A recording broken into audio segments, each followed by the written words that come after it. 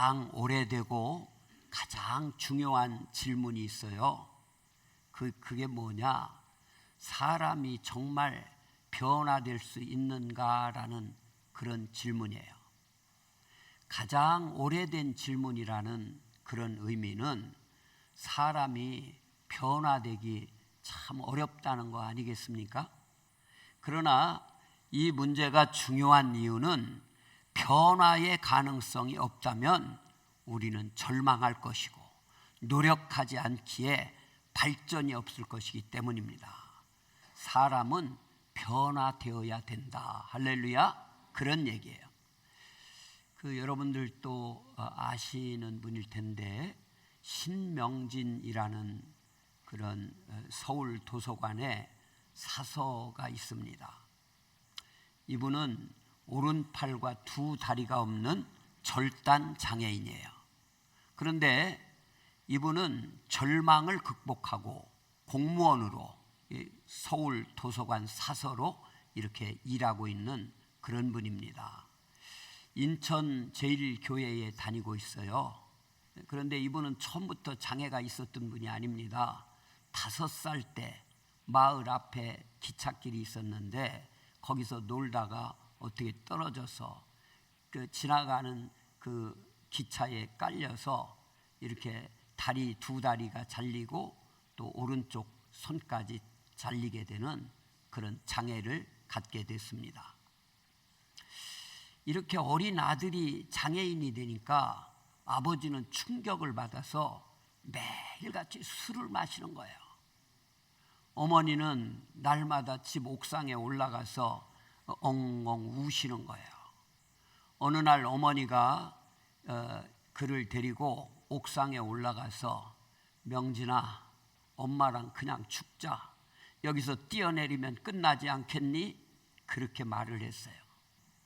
이때 어린 이 신명진이는 남은 왼팔로 엄마의 목을 휘감으면서 엄마, 내가 행복하게 해줄게 울면서 그렇게 얘기했다는 겁니다. 그 말에 이 어머니는 엄마가 미안해 라면서 정신을 차리고 술로 아픔을 달래던 아버지 역시 옥상에 올라가 죽을 생각만 하지 말고 우리 명진이의 손과 발이 되어주자 라면서 희망을 가졌어요. 그날부터 그는 의족을 착용하고 걷는 연습을 하면서 열심히 혼자 사는 법을 배웠습니다. 그리고 대학을 졸업 후 친구의 전도로 교회에 나가게 되었는데 이 자신의 장애에 대해서는 항상 의문이었습니다. 하나님, 왜 저를 이렇게 만드셨습니까? 5살짜리가 뭘 안다고 왜 저여야 됐습니까? 제가 상처받고 아플 때 하나님께서는 어디 계셨습니까? 왜 저에게 이런 고난과 아픔을 주셨습니까? 의문이 끊이지 않았다는 거예요. 하나님에게.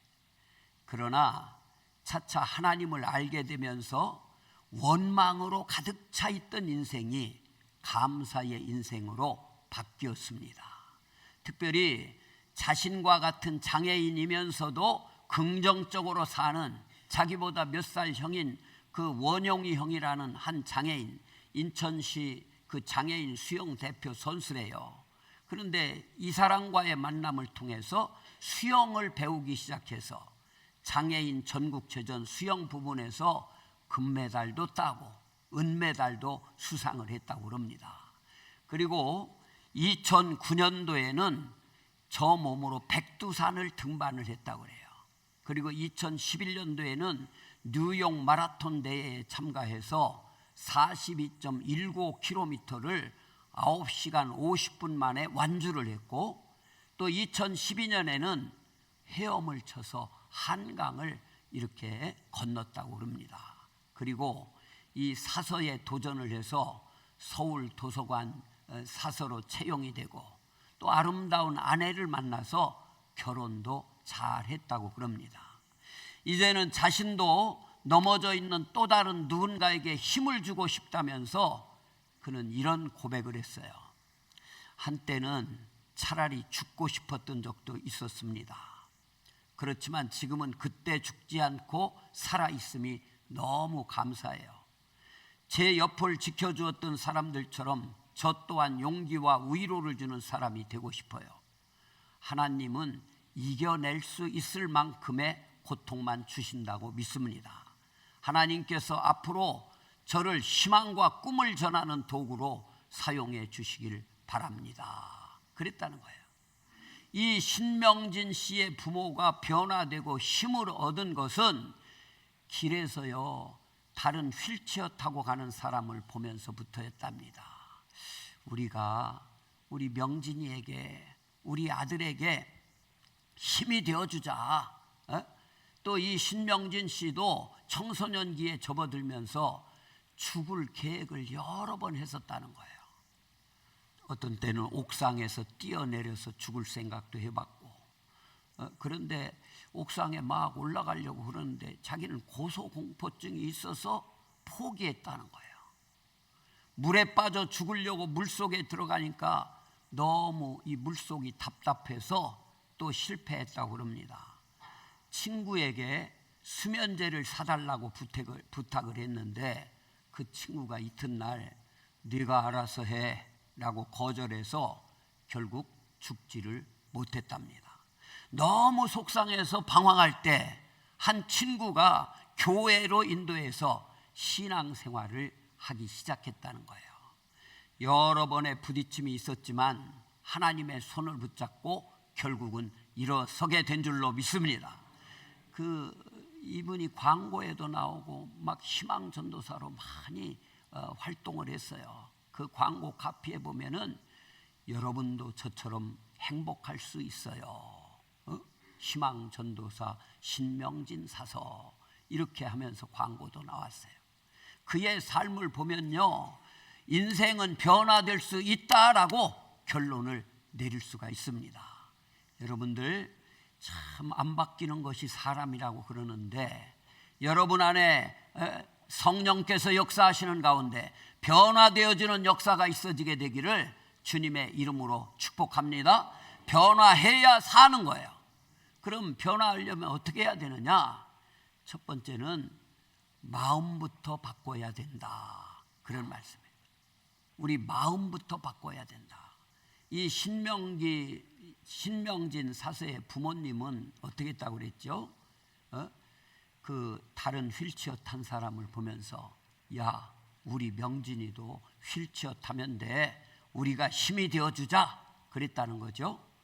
이 신명진 씨 본인은 뭐라고 그랬어요?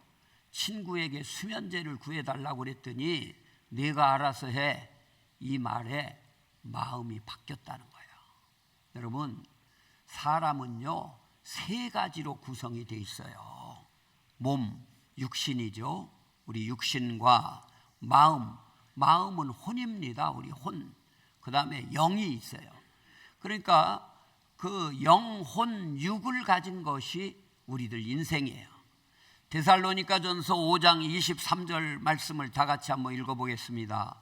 평강의 하나님이 친히 너희를 온전히 거룩하게 하시고 또 너희의 온 영과 혼과 몸이 우리 주 예수 그리스도께서 강림하실 때에 흠없게 보존되기를 원하노라. 아멘. 영과 혼과 몸이 있다는 것을 사도 바울은 이 데살로니가 전서에서 얘기를 하고 있어요. 이 중 변화를 위해서 가장 먼저 움직여야 할 것이 여러분 우리들의 마음입니다. 마음이요 계속해서 우울하고 우리 마음이 자꾸 절망을 향하면 몸은 그리로 따라가게 돼 있어요. 그러나 그 마음 속에서부터 희망을 가지면은 몸은 희망의 길로 나아가게 되는 겁니다. 잠언 4장 23절 말씀을 보니까 모든 지킬 만한 것 중에 더욱 내 마음을 지키라. 생명의 근원이 이에서 남이니라. 할렐루야. 그렇게 말씀하고 있어요. 선한 방향으로 변화되는 것 인생이 되려면요 우리 마음을 잘 다스려야 된다. 그런 말씀이에요. 자신의 삶에서 희망을 향하게 하고 감사거리를 찾아야 하고 기쁨거리를 찾아서 그리로 향하게 해야 합니다. 내 주변에 있는 이들을 바라볼 때도 긍정적인 것을 찾고 그것을 바라보기로 작정을 해야 된다, 그런 얘기예요. 오늘 이렇게 예배의 자리에 나오신 성도님들 환영하고 사랑합니다. 여러분들이 하나님의 집인 이 성전에 오신 것은 하나님을 향해서 여러분 마음이 열린 것 아니시겠습니까? 그래, 한번 해보자. 그래, 값지게 살아보자. 그래, 땅만이 아닌 이 하늘을 바라보면서 의미 있게 살아보자는 그런 다짐이 있기에 이 자리에 여러분들이 나오신 줄로 믿습니다. 변화를 원하면요, 마음을 바꾸면 됩니다. 우리 마음부터 먼저 바꿔야 된다, 그런 얘기예요. 두 번째, 우리가 변화되려면은 하나님하고의 연합이 돼야 돼요. 하나님과 연합돼야 우리가 변화될 수가 있다, 그런 얘기예요. 선한 방향으로 인생의 변화는 내가 가지고 있는 것보다 더 큰 것을 만날 때 일어나게 되는 겁니다. 나보다 지식을 더 많이 가진 선생님들을 만나게 될 때요, 우리는 마음의 문을 활짝 열어서 나도 더 배워야 되겠다라는 그런 변화된 마음을 가지게 되는 거예요. 여기 신명진 씨의 아버지는 다른 사람이 타고 있는 휠체어를 보면서 다리 없는 아들이 거동할 수 있는 가능성을 보았기 때문에 마음을 바꾸게 된 거예요. 맨날 술만 먹다가 절망을 하고 속상해하고 좌절해하다가 또 다른 희망을 보게 돼서 마음을 바꾸게 된 거예요. 그리고 가장 결정적인 것은 이 신명진 씨가 복음을 듣고 교회에 나와서 예수님을 만났기 때문에 지금의 희망 전도사가 된 줄로 믿습니다. 그는 예수님을 만나면서요, 예수님은 약한 자들을 더 사랑하신다는 것을 깨달으면서 삶의 용기를 얻게 돼요. 나같이 약한 자, 두 다리도 없고 오른쪽 팔마저 잘려져서 불구인 나, 예수님께서는 나 같은 자를 가장 많이 사랑하시겠지, 이런 마음이 있었다는 거예요. 또 예수님을 만나면서 하나님의 자녀가 되어서 하나님과의 연합된 길을 발견하게 되는 겁니다. 인류의 죄를 위해서 십자가에 죽어주셨고 그것을 하나님이 주신 사랑의 길임을 단순히 믿고 나올 때 하나님께서 만나주셔서 자녀 삼아 주신다는 이 구절의 메시지를 접하게 됐다는 거예요. 여러분, 요한복음 1장 12절 말씀입니다. 다 같이 읽겠습니다. 영접하는 자, 곧 그 이름을 믿는 자들에게는 하나님의 자녀가 되는 권세를 주셨으니. 아멘. 그는 예수님을 믿어서 하나님과 연합하며 완전히 다른 사람이 돼서 오늘 또 많은 사람들에게 선한 도전을 주는 그런 인생이 되었습니다. 그렇습니다. 인생의 진정한 변화는요, 하나님을 내 마음에 모셔드릴 때 우리에게 오는 거예요. 오늘 우리의 시대는 말합니다. 많이 가져야 더 나은 삶을 살 수 있다고 얘기해요. 어느 정도는 맞을지 모릅니다. 그러나 여러분 생각해 보십시오. 어린아이가요, 제 아무리 큰 저택에 금은 보화로 만든 그릇과 집기를 가졌다고 어린아이가 행복해 하겠습니까? 절대로 그렇지 않아요. 어머니의 품에 안겨야 안식과 평안이 있는 거예요. 우리를 만드신 하나님을 모셔드려서 그분과 연합할 때만 우리는 행복한 인생으로 변화될 수 있는 줄로 믿습니다. 어떤 이들은 우리 가족, 우리 식구들이 잘 돼야 복된 삶을 영위할 수 있다고 생각을 해요. 맞는 얘기예요. 식구들이 잘 돼야 됩니다. 그러나 그 식구가 영원합니까? 때가 되면 떠나게 돼 있어요. 내 뜻대로 자녀들이 자라주지를 않습니다. 그때 오는 그 갈등과 아픔은 너무 커서 큰 상처가 되는 거예요. 가계에 흐르는 저주를 끊을 수가 없습니다. 잘못되는 것을 알면서도 큰일이 일어날까 봐 그 일을 버리지를 못하는 거예요. 예수 잘 믿고 하나님의 자녀 되어서 하나님께서 가르쳐 주신 그 창조의 원리대로 살아야 행복하지, 우리끼리만 살면 이기적이 되어서 더 큰 욕심을 부리게 되고요, 남에게 상처를 주게 되는 거예요. 제가 아는 강화의 그 교동이라는 섬에서 제가 첫 목회를 1990년도에 시작했어요. 그때 장로님을 만나게 되는데 그 교회 장로님이셨습니다. 어느 날 이제 신방을 가서 얘기하는데 간증을 해요. 전도사님, 우리 집은요, 제가 예수 믿기 전까지 대대로 우상 숭배하는 그런 집안이었습니다. 우리 어머니는요, 정월 초만 되면은 그 경 읽는 거 있죠, 이거 좋아해가지고 맨날 그 선거리 무당 불러다가 이게 푸닥거리를 하고 그랬다는 거예요. 우상 숭배가 대대로 이렇게 해 내려오던 그런 집이라는 거예요. 그런데 그 어머니가 바다에 저 조개 잡으러 간다고 갔다가 바다에 빠져서 돌아오지 못하고 돌아가셨다는 거예요. 어린 딸이 또 7살 됐는데 애가 잘 자라는 것 같더니 병들더니 애가 또 갑자기 죽었다는 거예요. 집안 되는 일이 없이 너무나 안 돼도 정말 금방 망할 것 같이, 다 죽을 것 같이 어려운 상황만 몰려오더랍니다. 그래서 그때 생각하기를 동네에 이제 교회가 생겨지게 됐는데 이럴 바에는 예수나 믿어보자. 그래서 그때부터 교회에 나가서 예수를 믿게 됐어요. 그러면서부터 가정이 안정되고 평안해지고 회복되고 행복한 가정을 이루게 됐다는 거예요. 어떤 이들은 종교적인 행위로 행복한 인생이 되려고 그럽니다. 종교적인 행위가요, 뭐 100번 절하고 뭐 이 부적을 갖다 달고 또 뭐 선을 행하고 이런 행위가 얼마만큼은 위안이 될 수도 있습니다. 그러나 우리가 착하게 살면 얼마나 착하게 살 수 있겠습니까? 혼자 있을 때의 나의 모습을 직면하면요, 참 보잘것없지 않습니까? 우리네가 밖에서 최고의 남편 같지만 집에 오면은 참 초라해 보일 때가 많지 않습니까?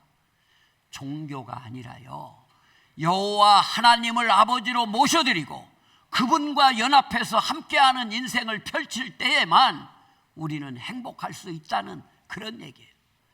종교개혁을 일으킨 독일의 마틴 루터도요, 어느 날 친구하고 같이 길을 걸어갑니다.